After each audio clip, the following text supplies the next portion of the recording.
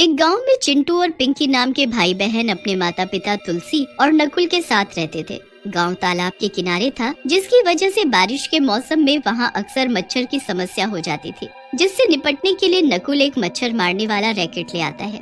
दोनों बच्चे रैकेट देखकर खुश हो जाते हैं। अरे वाह पिताजी, क्या रैकेट लेकर आए हो?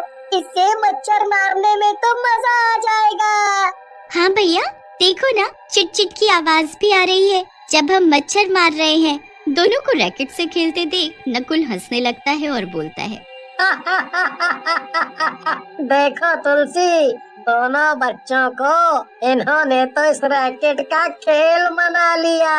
लगता है आज घर के अलावा पूरे मोहल्ले के मच्छर मार डालेंगे। तुलसी नकुल पर गुस्सा होते हुए बोलती है, आप भी ना कुछ ले आते हो और मेरी जान को आफत में डालते हो। जब से ये मच्छर भगाने वाला रैकेट लेकर आए हो, ये दोनों कुछ खा नहीं रहे, बस खेले जा रहे हैं। तुलसी, नकुल और दोनों बच्चे इस बात से अनजान थे कि कोई उन्हें छत से बैठकर देख रहा है। दरअसल नकुल जब से मच्छर मारने वाला रैकेट लेकर आता है, उसे उसकी छत पर बैठी चुड़ैल देख लेती है। अरे वाह, ये रैकेट तो कमाल का है। मैं भी इसी जैसा रैकेट बना लेती हूँ और उससे इंसानों का शिकार करूंगी।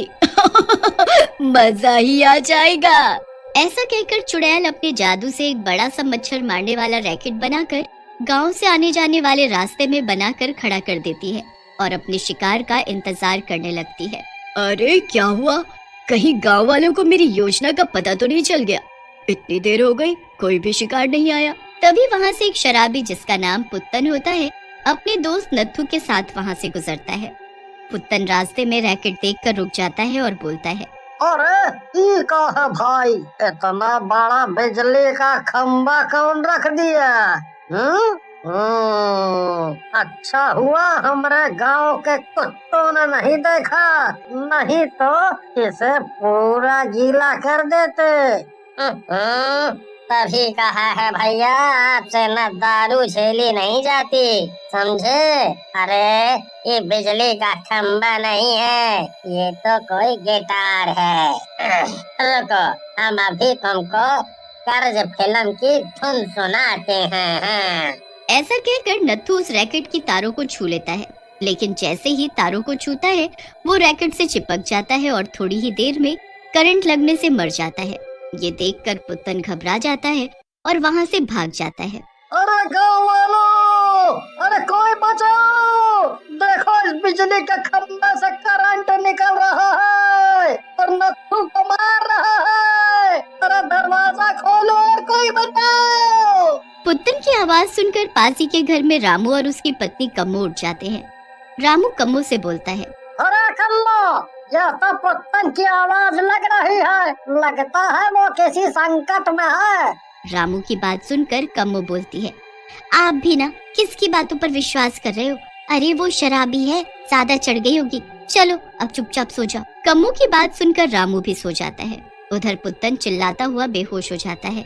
अगली सुबह जब पुत्तन को होश आता है, वो सरपंच के पास जाता है और बोलता है, अरे सरपंच जी, गजब हो गया गजब। कल रात हमने बहुत विशाल खंबा देखा जो तारों से बंधा था, और जैसे ही मेरा दोस्त नत्थू खंबे के पास गया, उस खंबे ने उसे अपने पास खींच लिया और वो मर गया।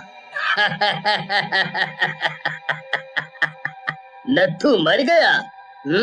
लगता है तुम दिन में भी पीने लगे हो पुत्तन। और अगर तुम्हारा दोस्त नत्थू मर गया है, तो फिर ये कौन है? जैसे ही सरपंच अपनी बात पूरी करता है, नत्थू उसके सामने आकर खड़ा हो जाता है। नत्थू हंसने लगता है और बोलता है,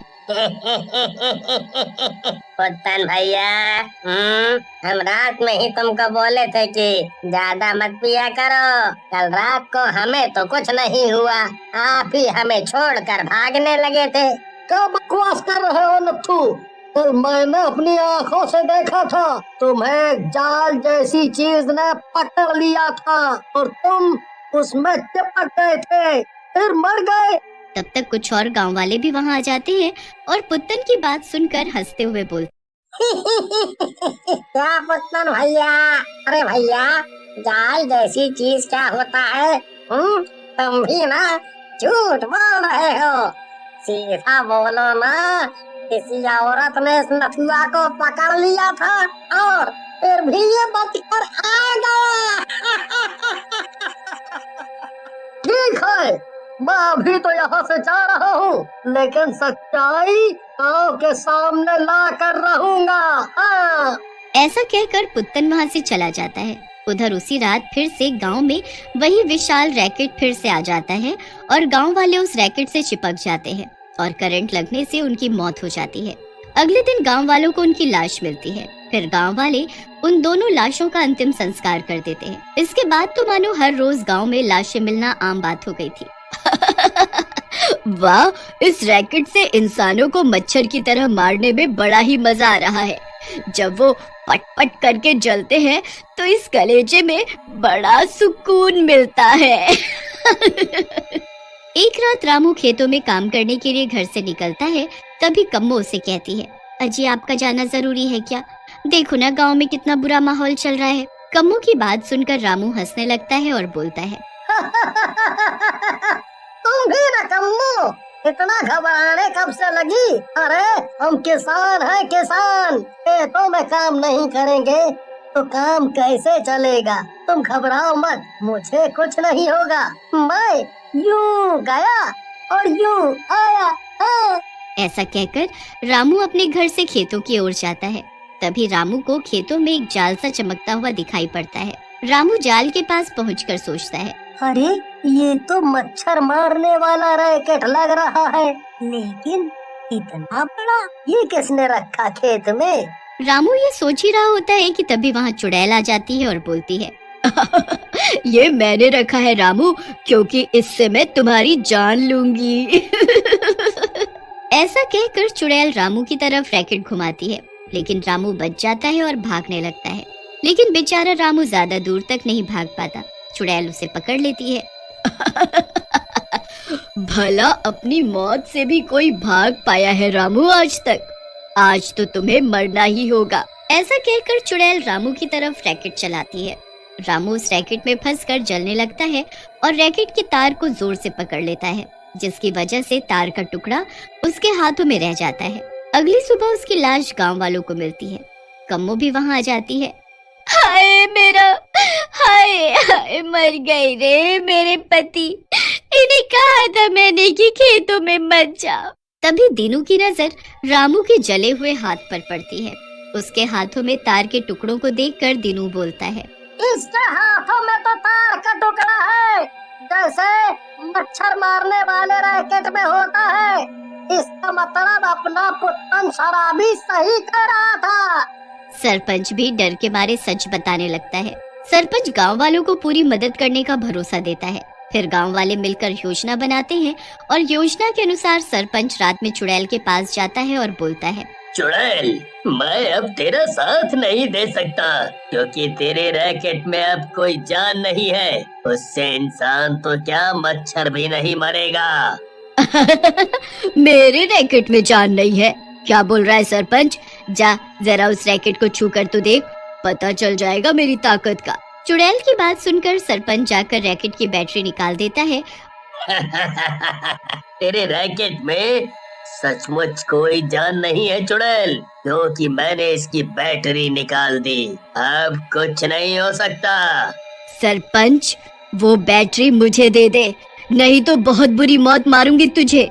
चुड़ैल सरपंच की ओर बढ़ती है, लेकिन तभी वहाँ दीनू और गांव वाले आ जाते हैं।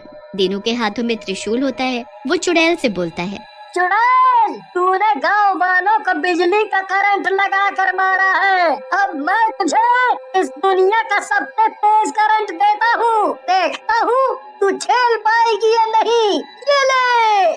ऐसा कहकर दीनू चुड़ैल के सीने में त्रिशूल मार देता है और चुड़ैल तड़प तड़प कर मर जाती है।